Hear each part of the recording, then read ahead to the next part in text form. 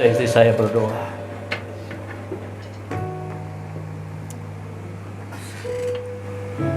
Bapa Surgawi yang panggilan dalam nama Tuhan Yesus Kristus, pada sore yang indah ini Tuhan, kami mengucap syukur dan terima kasih kepada Tuhan, karena kami sudah memuji memuliakan Tuhan. Biarlah pujian kami naik di hadapan hadirat-Mu dan berbau harum Tuhan, dan menyenangkan hati-Mu Bapa. Terima kasih Engkau masih memberikan kesempatan buat kami semua Tuhan, untuk memuji dan memuliakan nama-Mu, karena hanya Engkau yang layak ditinggikan, diagungkan Tuhan. Terima kasih Bapa. Pada saat ini juga kami juga akan mendengarkan suara-Mu lewat firman-Mu yang akan Kau taburkan buat umat-Mu pada sore hari ini Bapa. Kau singkapkan rahasia firman-Mu, Kau urapi hamba-Mu dengan urapan dari surga, dan jemaat-Mu juga Engkau urapi kami semua Bapa. Kuasai ruangan ini, kuasai ruangan hati kami Bapa, karena firman-Mu adalah pelita bagi kaki kami dan terang bagi jalan kami Bapa. Kami perlu firman-Mu Tuhan. Terima kasih Tuhan, kami sudah siap untuk mendengarkan firman-Mu. Di dalam nama Tuhan Yesus Kristus, haleluya, amin. Amin. Iya, puji Tuhan. Shalom, selamat sore. Kita bersyukur sore hari ini kita diberi kesempatan untuk bisa bertemu di tempat ini. Hari ini seharusnya hambanya Bapak Evangelis Stephen Wang yang menyampaikan, tapi beliau masih ada di luar negeri sehingga beliau tidak bisa hadir, dan hari ini saya menggantikan untuk menyampaikan kebenaran. Bapak Ibu Saudara kasih dalam Kristus Yesus, kita mau belajar saat ini firman Tuhan yang saya akan ambil satu tema. Jangan ingat yang sudah lalu. Jangan ingat hal-hal yang sudah lalu. Saya akan ambil firman Tuhan ini dari kitab Yesaya. Yesaya 43 ayat 18 sampai ayat yang ke-21. Saya akan baca untuk Bapak Ibu. Demikian firman Tuhan. Yesaya 43 ayat 18 sampai ayat yang ke-21. Firman-Nya, janganlah ingat-ingat hal-hal yang dahulu, dan janganlah perhatikan hal-hal yang dari zaman purbakala. Lihat, aku hendak membuat sesuatu yang baru, yang sekarang sudah tumbuh. Belumkah kamu mengetahuinya? Ya, aku hendak membuat jalan di padang gurun dan sungai-sungai di padang belantara. Binatang hutan akan memuliakan aku, serigala dan burung unta, sebab aku telah membuat air memancar di padang gurun dan sungai-sungai di padang belantara, untuk memberi minum umat pilihanku. Ayat 21, umat yang telah kubentuk bagiku akan memberitakan kemasyuranku. Amin. Bapak Ibu Saudara kasih dalam Tuhan, kita memahami dulu siapa Nabi Yesaya. Ya. Nabi Yesaya ini adalah anak dari Nabi Amos. Nabi Yesaya ini adalah nabi besar yang bernubuat, yang banyak bernubuat tentang pribadi Tuhan yang nantinya akan menjadi manusia. Maka kalau kita lihat di pasal yang ke-7 ayat yang ke-14, ya, kalau saudara baca di sana, ada seorang wanita ya muda akan mengandung dan akan melahirkan seorang anak. Nubuatan ini. Kemudian saudara kasih dalam Kristus, dia menatakan bahwa Yesus itu penasehat. Anak ini dilahirkan dan dia menjadi penasehat ajaib. Dinubuatkan juga di sana. Dan juga dinubuatkan dia akan mengadakan mujizat demi mujizat. Ya, yang mata melihat, orang lumpuh berjalan, ya. Kemudian saudara yang sakit disembuhkan. Ini nubuatan dari Nabi Yesaya tentang Yesus. Kemudian saudara kasih dalam Kristus Yesus dikatakan dalam Yesaya juga dia akan mati, ya. Matinya sangat mengganaskan. secara manusia saat sudah tidak termasuk lagi, diumpamakan seperti binatang, rupanya sudah buruk ya. Kalau Anda melihat di Yesaya 53 nubuatan juga bahwa Yesus akan mati seperti itu. Nah, kitab perjanjian lama ini harus ada. Taurat ini harus ada, karena dari Taurat ini kita belajar rangkaiannya nanti merujuk siapakah Tuhan yang kita sembah nantinya. Siapakah Tuhan yang tadinya tidak bisa dilihat oleh mata orang Israel. Hanya Tuhan berbicara lewat nabi, lewat imam, lewat raja. Karena waktu itu roh Tuhan dicurahkan khusus pada golongan-golongan tertentu, tidak semua. Dan Tuhan hanya berbicara pada kelompok tertentu, nabi, imam, dan raja. Dan Tuhan tidak menampakkan diri. Tuhan hanya kasih hukum-hukumnya.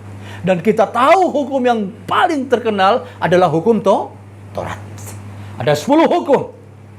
Kemudian ada berapa ketetapan dan peraturan? Ada berapa? Bapak Ibu tahu? Ada 10 hukum, kita sudah tahu jelas. Tapi ada KUHP-nya. Itu menurut rabi orang Israel. Ada 613. Tapi kita coba menghitung, itu ada 666. Karena dengan hukum pertama, jikalau engkau menyembah Allah lain, maka ada KUHP-nya, muncul KUHP-nya. Pada hari Sabat, kalau kamu melakukan aktivitas, maka hukumannya ada KUHP-nya.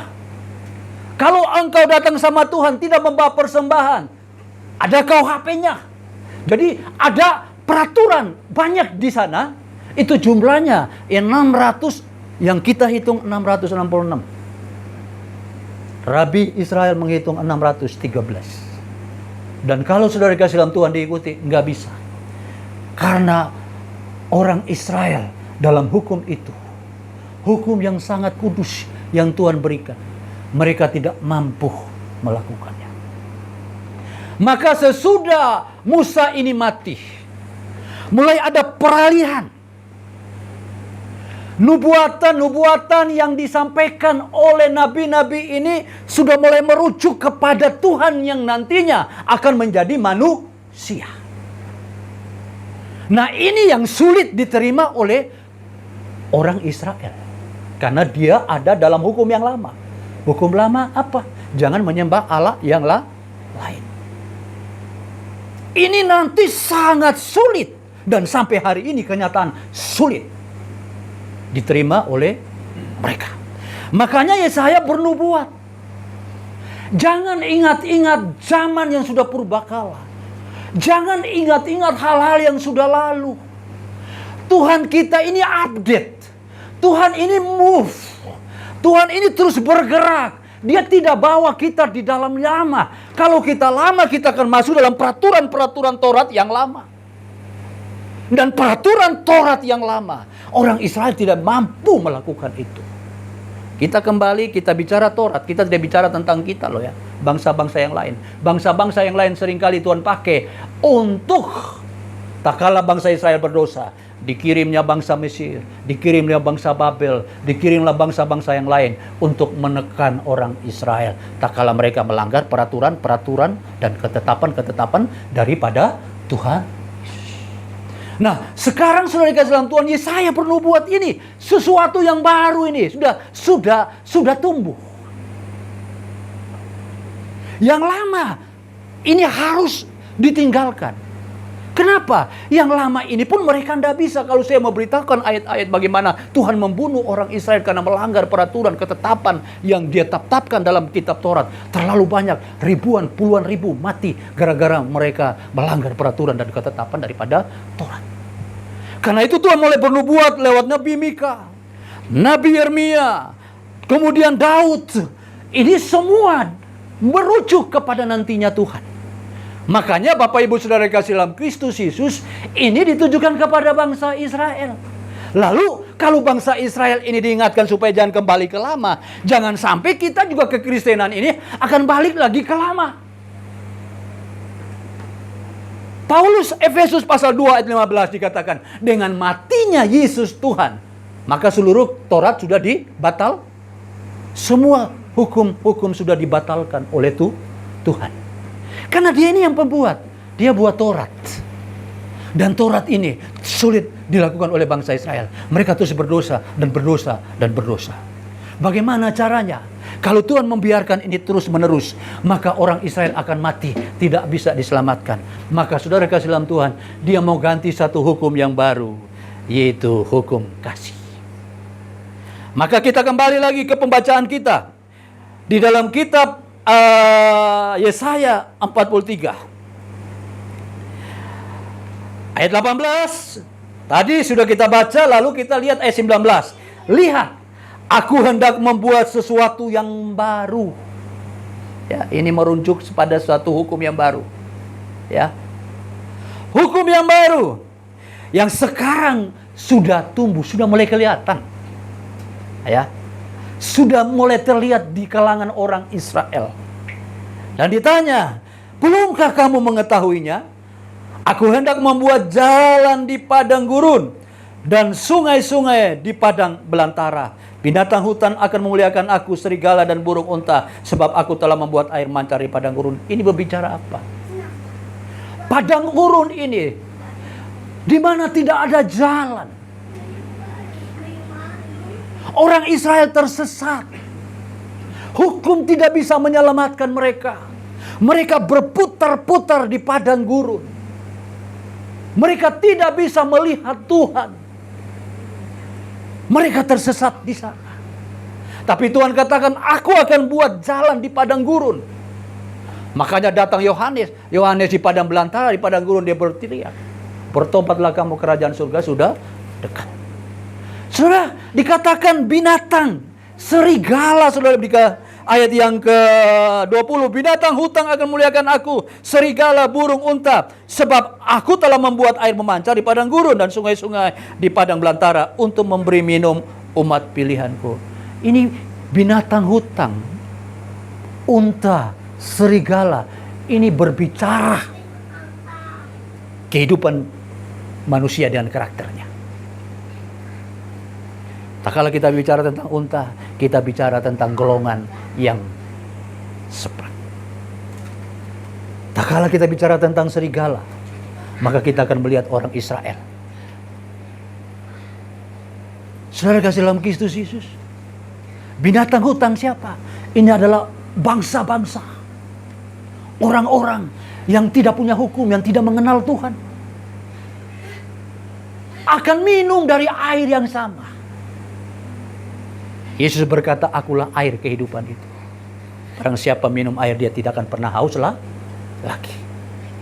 Serigala ini bicara tentang bangsa Israel. Unta bicara tentang kelompok seberang. Binatang hutan berbicara tentang bangsa-bangsa yang tidak mengenal. Ini sebuah nubuatan. Dan nubuatan ini sudah terjadi. Amin. Sudah terjadi.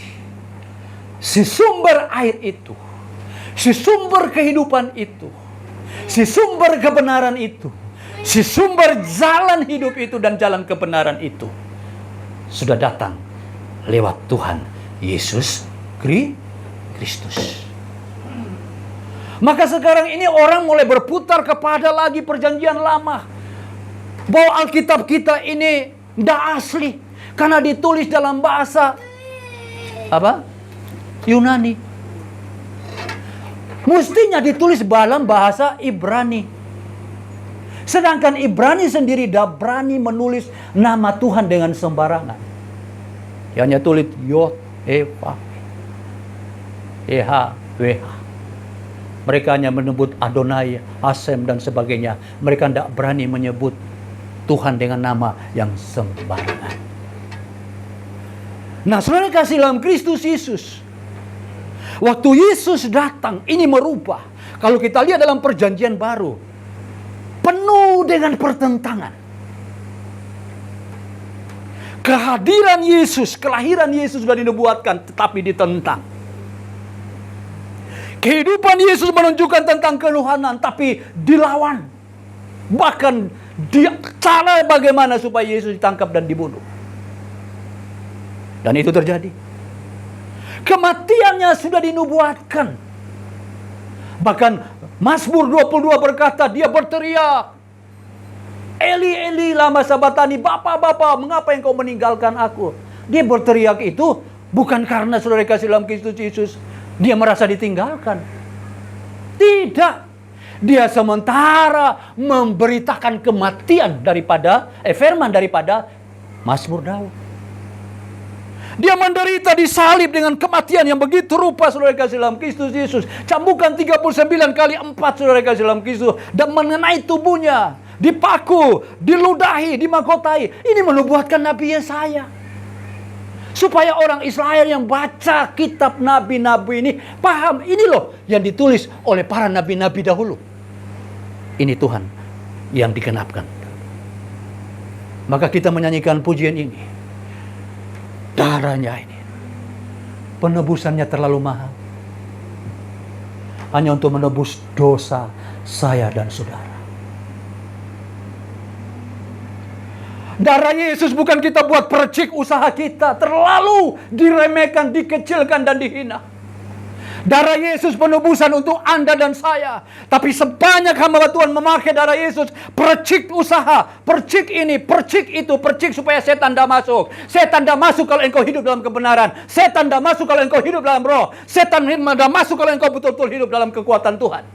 Bukan takut sama percikan-percikan, yaitu simbol daripada darah. Pengorbanan Yesus. Tetapi sekarang banyak pengkhotbah dalam YouTube menghargai pengorbanan Tuhan untuk penebusan. Yang dikorbankan bagaimana supaya kalau kamu cari Tuhan, kamu ketemu Tuhan dapat mujizat. Kalau kamu ketemu Tuhan dapat berkat. Kalau kamu ketemu Tuhan berhasil sukses, kaya, raya dan sebagainya. Kalau itu orang dunia juga dapat. Bahkan orang dunia lebih daripada kita. Kalau kita cari itu, kita kerja. Saya mau katakan kepada anak-anak muda, jangan kau hidup terus di dalam doa, puasa, minta supaya kita hidup berhasil sukses. Kalau itu memang betul, maka saya bikin perusahaan doa dan puasa. Ya kalau betul, saya akan buka lamaran perusahaan doa dan puasa supaya saya sukses dan berhasil. Firman Tuhan tidak bisa dipungkiri. Kalau kamu mau mendapatkan berkat secara lahiriah, anak muda, kalau orang tua sudah tidak perlu lah. Anak muda, Anda harus bekerja. 6 hari engkau bekerja, hari yang ke-7 engkau harus cari Tuhan. Jangan engkau balik. 6 hari di rumah Tuhan, 1 hari kerja. Waktu kamu susah, kamu nyalakan Tuhan. Persekutuan dibuat 1 minggu full. Walaupun kita 1 minggu full, Alkitab katakan saudara kasih dalam Kristus Yesus. Matius pasal 7 itu peringatan buat kita. Sangat. Ini introspeksi. Saya sampaikan firman ini. Saya tidak berani menyentuh hal-hal yang saya bertanggungjawabkan perkataan saya di atas mimbar. Karena mimbar ini punya kuasa. Tak kala pemimpin pujian berkata berdiri, berdiri. Disuruh duduk, duduk. Kenapa? Firman ini punya kuasa. Coba kalau dia di trotoar dia bilang, ayo berdiri semua atau berhenti semua. Boleh enggak? Dilempar. Kalau pemimpin pujian tadi dia ke trotoar, ayo berhenti semua, nyanyi sama saya. Ikut enggak? Tapi kalau di atas mimbar, beliau katakan berdiri, kita berdiri. Duduk, kita duduk. Nyanyi, kita nyanyi. Nyembah, kita nyembah. Kenapa ini punya kuasa? Tak kala mimbar ini disalahgunakan. Saudara kasih dalam Tuhan, siapa yang tahu? Atas nama Tuhan. Saudara, nabi palsu itu tidak muncul di luar gereja. Kalau Anda baca 2 Petrus pasal yang kedua ayat 1 mulai. Guru-guru palsu, nabi-nabi palsu, itu masuknya di rumah Tuhan. Kalau di luar itu sudah konconya dewe, saudara kasih dalam Tuhan. Kalau orang di diskotik, di nightclub, di tempat-tempat itu sudah. Tapi dia masuk di gereja. Agar gereja ini bisa lakukan. Sudah dari dulu. Waktu anak-anak Ayub memuji Tuhan, menyembah Tuhan, datang juga siapa? Setan, iblis. Jadi dah heran. Makanya 2 Korintus pasal 4 berkata bahwa iblis telah menyerupai malaikat terang. Dan nabi-nabinya sudah dirubahkan seperti nabi benar. Apa isi khotbah? Isi khotbahnya menawarkan tentang dunia. Kita di sini matikan daging, Paulus katakan. Hendaklah dagingmu mati, rohmu hidup. Karena kita hidup bukan karena daging, kita hidup karena roh. Yang datang khotbah nawarkan kalau kamu cari Tuhan, kamu akan diberkati. Kalau kita nggak dapat, kita kecewa. Bagaimana dengan pendeta-pendeta yang ada di desa-desa? Yang hidupnya setengah mati. Senin Kemis. Apakah mereka adalah orang-orang yang tidak percaya dan tidak setia dan tidak benar melayani Tuhan? Nggak bisa, saudara kasih dalam Tuhan. Yang Yesus tawarkan untuk akhir ini perjanjian ini. Perjanjian baru. Cari Tuhan supaya kita mendapatkan kerajaan surga. Dua saja dia janji. Dia naik ke sana, dia akan memberikan kepadamu, yaitu Roh Kudus. Karena Roh Kudus itu akan tinggal dalam dirimu. Dan kita ini adalah bait Roh Kudus. Kalau dulu ada baitnya di Yerusalem, dirompak sama Tuhan. Bahkan dia sendiri mengatakan kepada murid-murid berkata, Guru, engkau tidak lihat bait Allah yang megah ini dan indah. Dia bilang, tidak akan ada satu batu pun yang tersusun dan batu yang lain. 2 kali bait Allah ini hancur karena orang Israel sudah tidak lagi mengindahkan perintah Tuhan. Sekarang dirombak. Bait Allah ini bukan gereja secara bangunan. Kalau secara bangunan, maka kita tidak layak ibadah di tempat ini. Tidak benar ini. Kalau peraturan perjanjian lama, tidak boleh ini peraturannya. Hanya satu bait Allah. Karena kita ini adalah bait Allah sendiri, 1 Korintus 3:16. Tidak tahukah kamu bahwa kamu adalah bait Allah dan Roh Allah ada dalam dirimu? Tak kala kita bertemu di gedung gereja, maka inilah tempat ibadah. Tetapi tak kala kita ini nggak ada di tempat gereja, bisakah kita katakan itu tempat ibadah? Tak kala Anda dan saya tidak ada di sini, tempat ini tetap menjadi ruangan sekolah. Nggak ada. Tak kala ada orang-orang yang datang di tempat ini, maka kita inilah ibadah. Maka saudara kasih dalam Kristus yang dibangun oleh Tuhan tentang dirinya dia. Ini yang dinubuatkan oleh kitab Nabi Yesaya, bahwa akan datang dan sudah muncul semua yang tadinya gambaran karakter-karakter seperti binatang ini akan datang kepada Tuhan. Dan semua akan memberitakan kemasyhuran nama Tuhan Yesus Kristus. Tapi ini ditolak. Ini tidak diterima oleh orang Israel sampai hari ini. Yesaya siapa yang bunuh? Raja Manase, anak daripada Hizkia. Padahal Hizkia sendiri disumbuhkan sama Tuhan oleh karena perkataan daripada Yesaya. Cara bunuhnya digergaji. Nabi mereka, Yeremia, dibunuh dengan cara digoreng. Saudara kasih dalam Kristus Yesus, nabi-nabi dibunuh.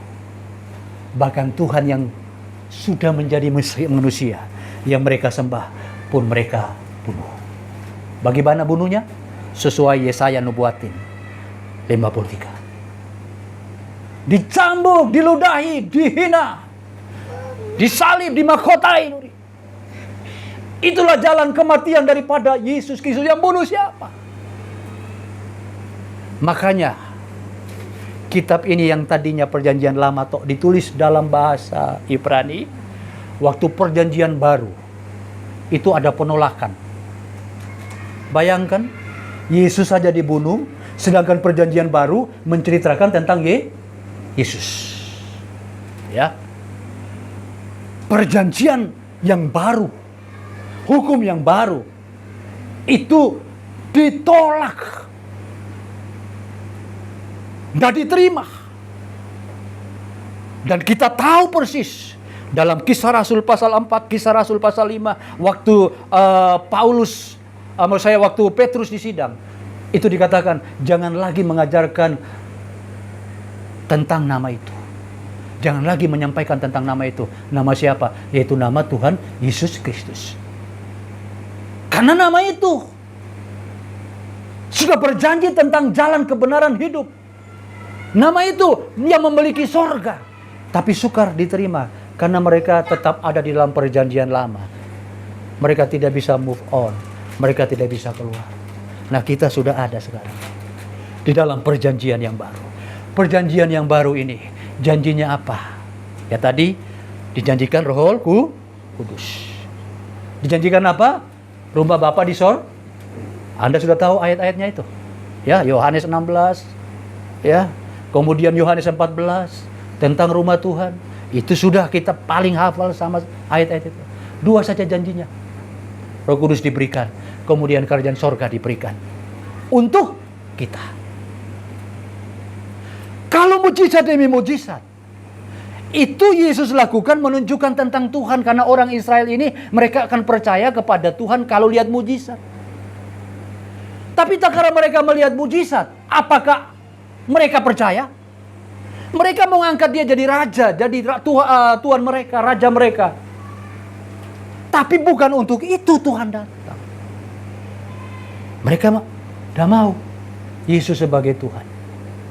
Maka Bapak Ibu sudah dikasih dalam Kristus Yesus, soal mujizat itu ada atau tidak ada, itu bukan fokus utama kita lagi.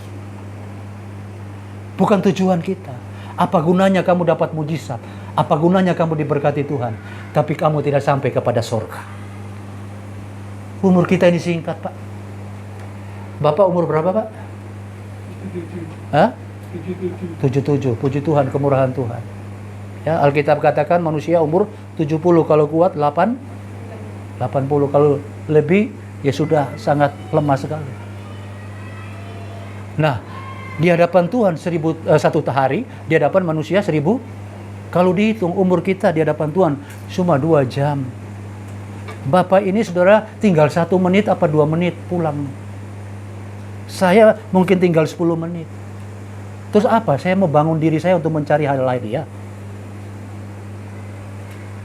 Kita ini dijanjikan Tuhan, yaitu surga. Ini yang harus kita kejar. Sudah terlalu lama gereja di Nina Bobokan. Kalau kamu ikut Tuhan, kamu diberkati. Kalau kamu ikut Tuhan, dapat mujizat. Kalau kamu ikut Tuhan, kamu kaya raya. Ini firman, saudara kasih dalam Tuhan. Dikatakan atas nama firman. Kita bisa menyampaikan atas nama firman. Kalau saya ingin bertanya, apakah murid-murid Yesus waktu mereka mati, mereka punya uang miliaran?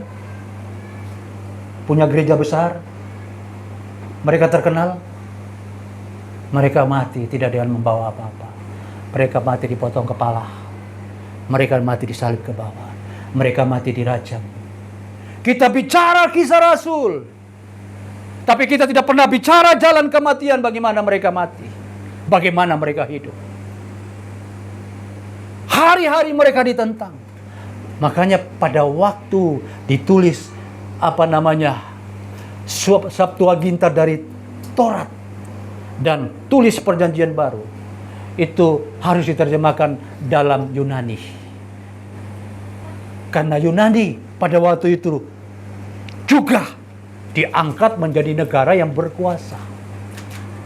Tidak bisa ditulis dalam bahasa Ibrani. Kalau bahasa Ibrani ditulis, penulisnya dan orangnya akan dibantai, tulisannya akan dibakar. Maka ditulis dalam bahasa Yunani. Dari Yunani inilah diterjemahkan ke seluruh bangsa-bangsa. Karena Tuhan kita bukan Tuhan untuk satu orang atau satu bangsa, satu golongan. Tuhan untuk segala bangsa. Untuk segala bangsa. Jadi saya kasih dalam Tuhan, mau pakai bahasa Jawa Gusti, oke.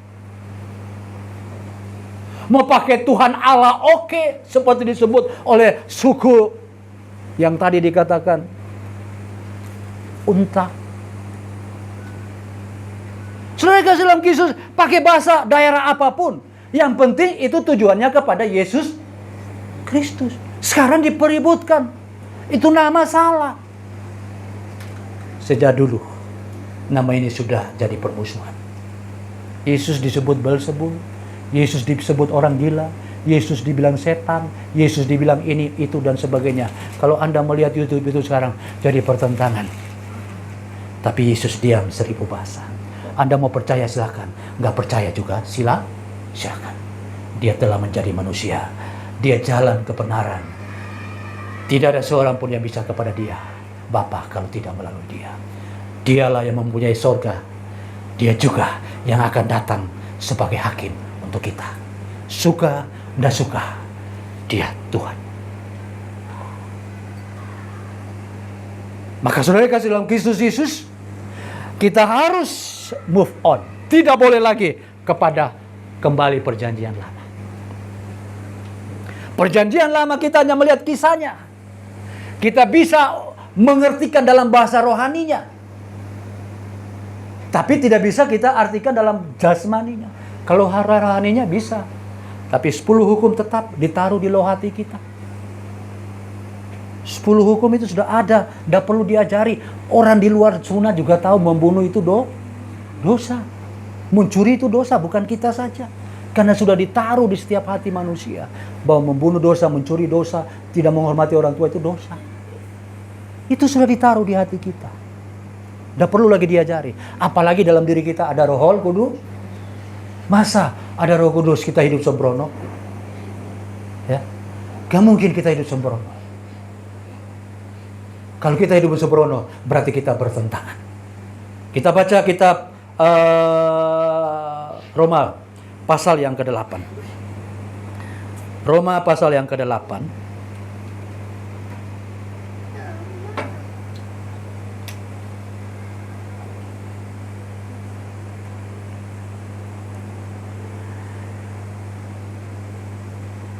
Mulai ayat yang Roma pasal 8, mulai ayat yang ke-1 ya.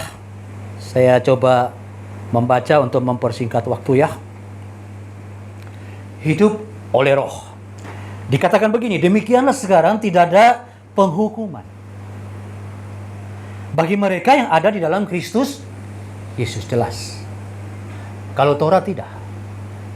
Tetap ada aturan mainnya. Kalau kamu bersalah ada hukumnya. Ya. Kalau kamu tidak bisa membayar dosa dengan persembahan-persembahan korban, ya hukumnya mati. Tetapi Kristus Yesus menebus kita tanpa bayar. Ya.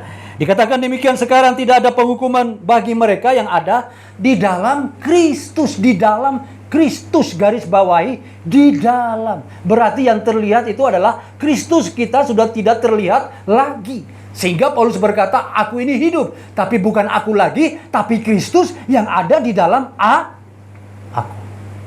Pertanyaannya, apakah kita hidup betul-betul ada dalam Kristus, atau kita yang masih muncul? Kedagingan kita yang masih muncul. Kita yang masih menonjol. Kalau itu masih menonjol, maka ada penghukuman dalam diri kita. Dikatakan ayat yang kedua, roh yang memberi hidup telah memerdekakan kamu dalam Kristus dari hukum dosa. Jadi roh ini yang tinggal dalam kita ini telah memberi kehidupan untuk kita. Sebab apa yang tidak mungkin dilakukan hukum Taurat, tidak mungkin. Taurat tidak bisa menjamin kita selamat. Karena peraturannya begitu banyak dan terlalu sulit untuk dilakukan. Nah, karena tak berdaya oleh daging. Daging ini terus menggoda sehingga bangsa Israel jatuh dosa. Nah, kita juga. Kita baca terus, telah dilakukan oleh Allah dan dengan jalan mengutus anaknya sendiri dalam daging yang serupa dengan daging yang dikuasai dosa Oleh karena dosa, ia telah menjatuhkan hukuman atas dosa di dalam dagingnya. Jadi dia tanggung hukum dosa. Karena Taurat ini tidak mungkin dilakukan dan mereka terus berdosa, maka satu jalan, pembuat hukum Taurat itu harus datang menggenapi apa yang dia buat, dan konsekuensi akibat dosa itu ditanggung sama Tuhan Yesus Kristus, supaya bangsa ini selamat. Jangan lagi kembali kepada yang lama, ya. Supaya tuntutan hukum Taurat digenapkan di dalam kita, yang tidak hidup menurut daging, tetapi menurut roh. Jadi saudara kasih dalam Kristus Yesus, tuntutannya sudah tidak berlaku kalau kita sudah hidup di dalam roh. Sebab mereka yang hidup menurut daging memikirkan hal-hal yang dari daging. Tetapi apa? Di sini dikatakan, mereka yang hidup menurut roh memikirkan hal-hal yang dari roh. Sekarang ini kita diperhadapkan dalam dua kehidupan yang kita pikirkan. Kita pikirkan daging atau pikirkan roh? Ya. Kita khotbah tentang daging atau tetap roh? Daging ini jangan berpikir tentang dosa. Tetapi tak kala kita mempertempatkan Yesus, kita taruh Yesus sebagai Baal dan dewa. Kalau kamu cari Tuhan, kamu diberkati, kamu sukses berhasil. Maka saudara kasih dalam Tuhan, itu adalah keinginan daging. Siapa yang gak suka sukses? Siapa yang suka berhasil?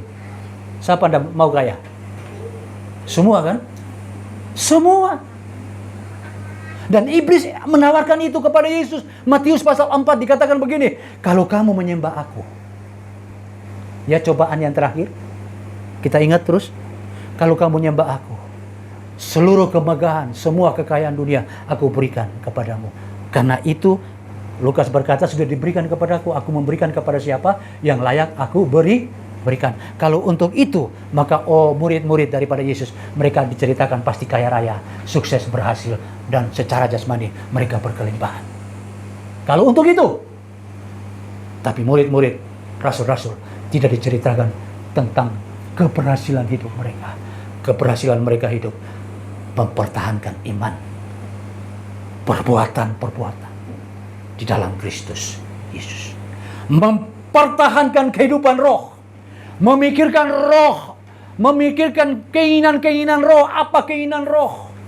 Keinginan roh saudara kasih dalam Kristus Yesus, Alkitab katakan roh itu akan menuntun engkau untuk melakukan segala sesuatu yang pernah aku ajarkan kepadamu. Roh itu akan menghibur engkau. Roh itu akan membantu kita dalam kelemahan kita, agar supaya kita tetap kuat sampai garis finish, sampai akhir hidup kita. Kita ketemu dengan Tuhan Yesus Kristus. Ini kemauan roh. Roh ini pengen bawa kita nanti ketemu dengan Tuhan. Karena kalau nantinya kita pulang, ya, tubuh ini kita tinggalkan, roh ini yang kembali ke sana. Cuma masalahnya kalau roh ini mati, roh ini tidak hidup, tidak kuat, dan saudara kasih dalam Kristus, roh ini hanya memikirkan daging, maka pada waktu kita tinggalkan tubuh ini, maka roh ini tidak bisa bertemu dengan Tuhan. Iblis mau curi roh ini. Inilah yang Tuhan mau.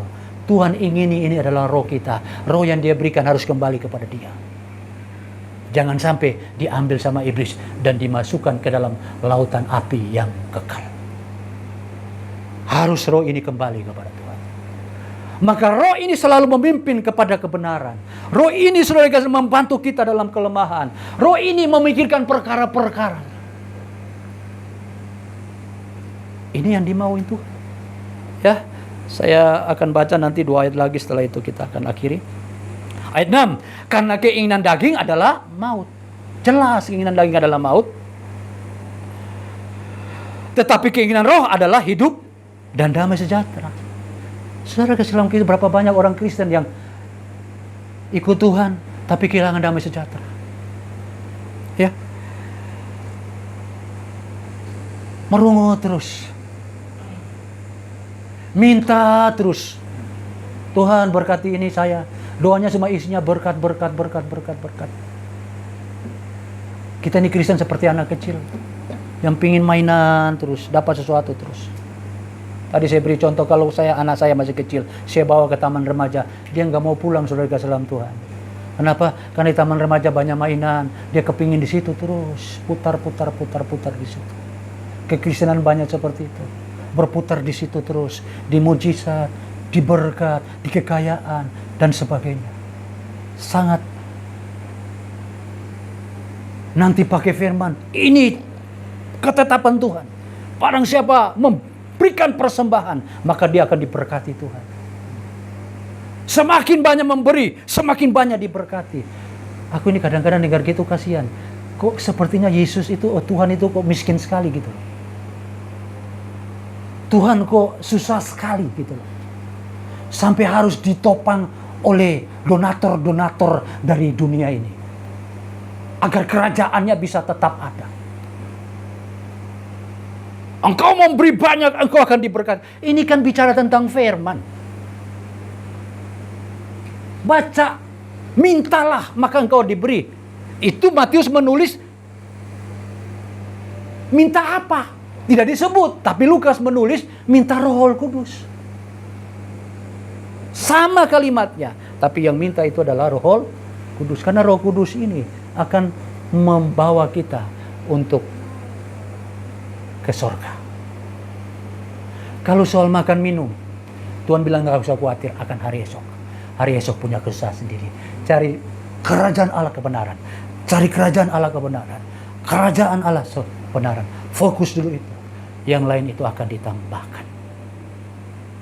Maka, saudara kasih dalam Kristus Yesus, kita harus fokus itu.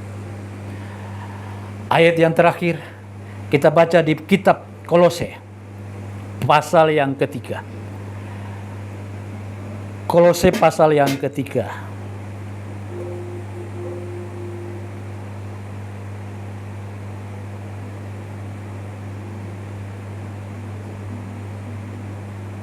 Mulai ayat yang ke-1 saya baca untuk kita ya.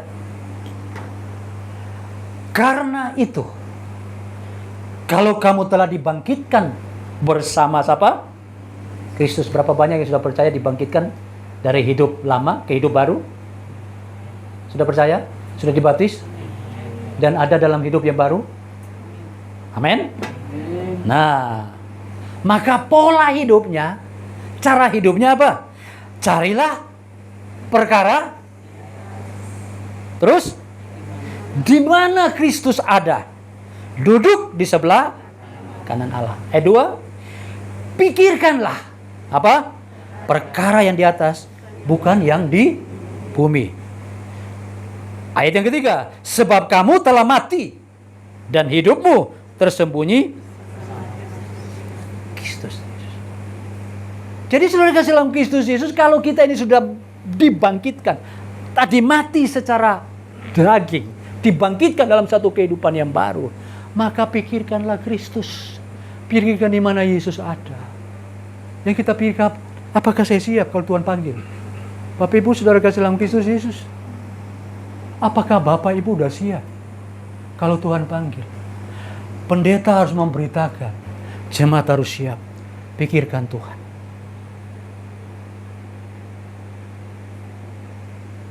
Apa tidak boleh pikirkan dunia? Bagianmu ada. Kita masih dikasih pikiran, pasih tangan, pasih kaki untuk kerja. Tapi pikirkan sorga. Pikirkan Kristus ada. Kalau kita dipanggil Tuhan, sudah siapkah kita? Ya, beberapa teman saya meninggal. Kemarin ada umur 23 meninggal. Ada umur 32 meninggal.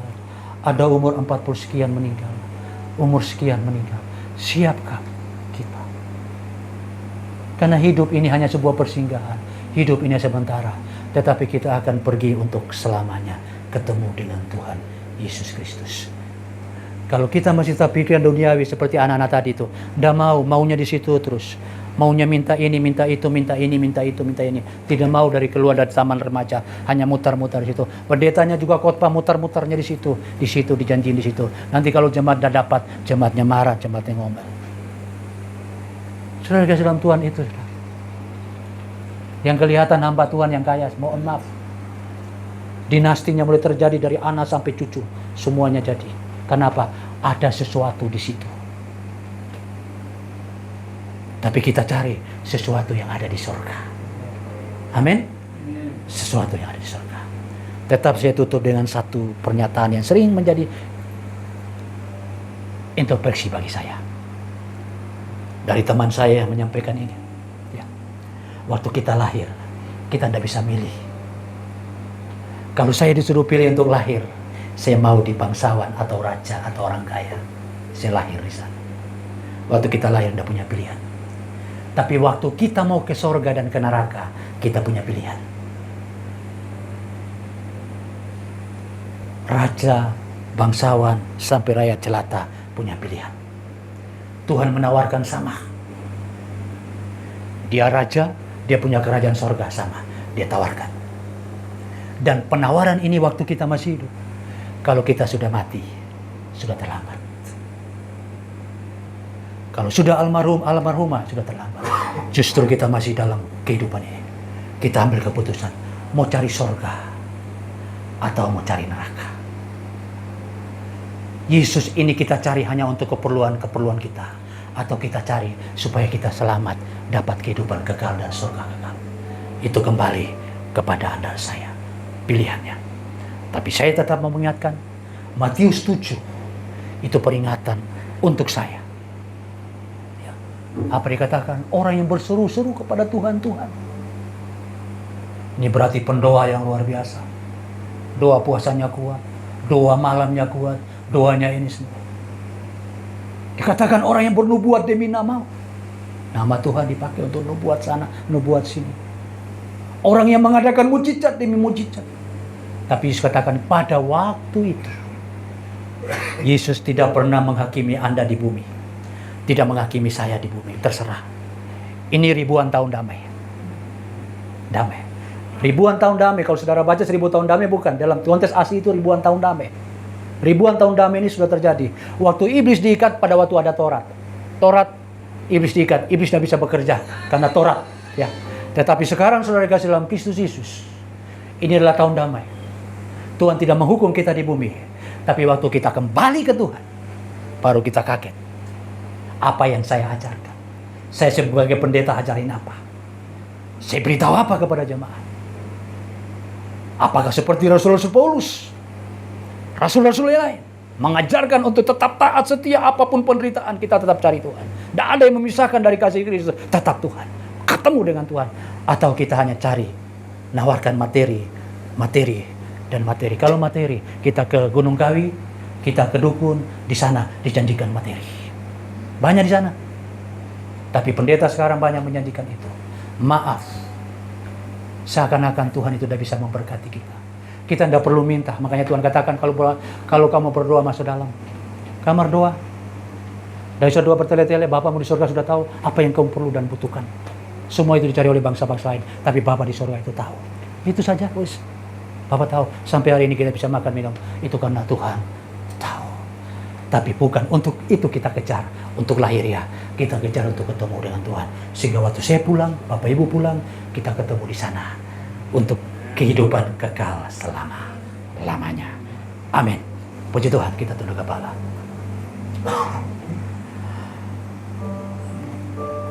Kami datang kepadamu Tuhan.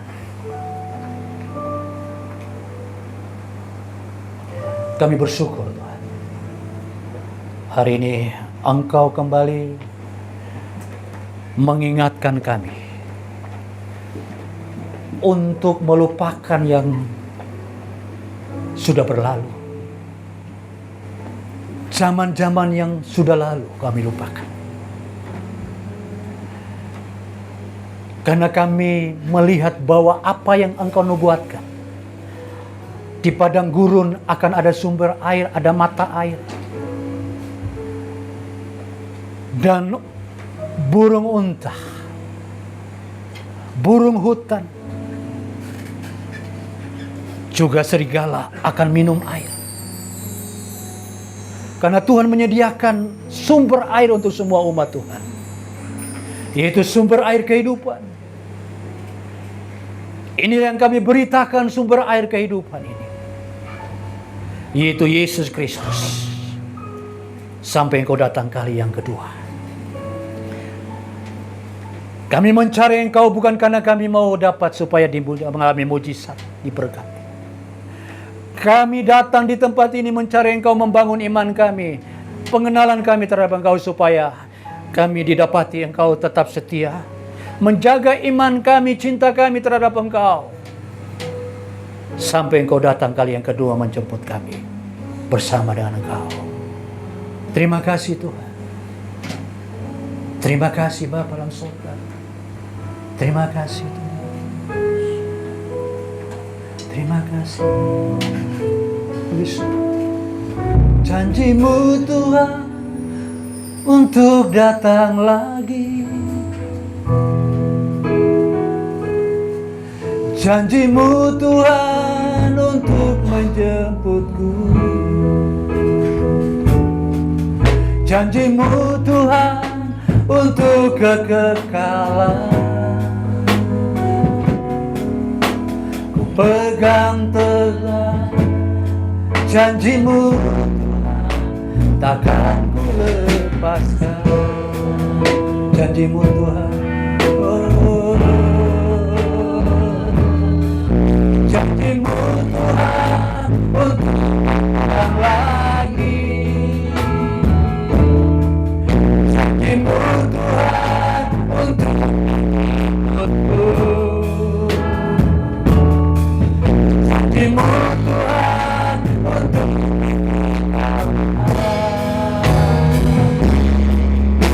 ku pegang erat janji-Mu, akan lepaskan.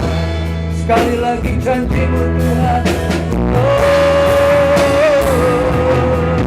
janji-Mu Tuhan.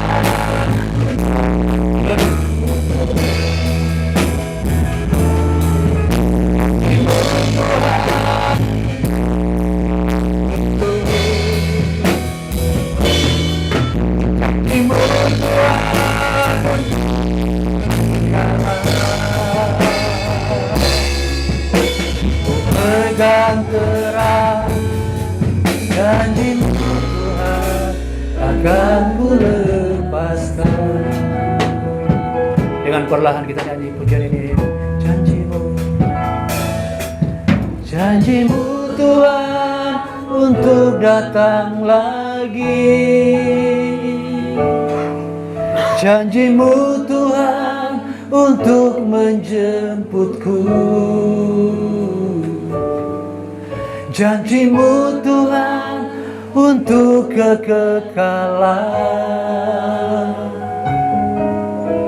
Ku pegang erat janji-Mu Tuhan, takkan ku lepaskan.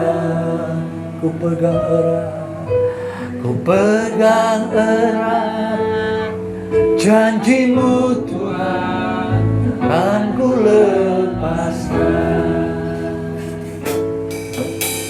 Pujian ini mengingatkan kita, kalau Dia sudah sediakan tempat, Dia akan datang. Di mana Dia berada, kita berada. Untuk satu kehidupan yang kekal selama-lamanya.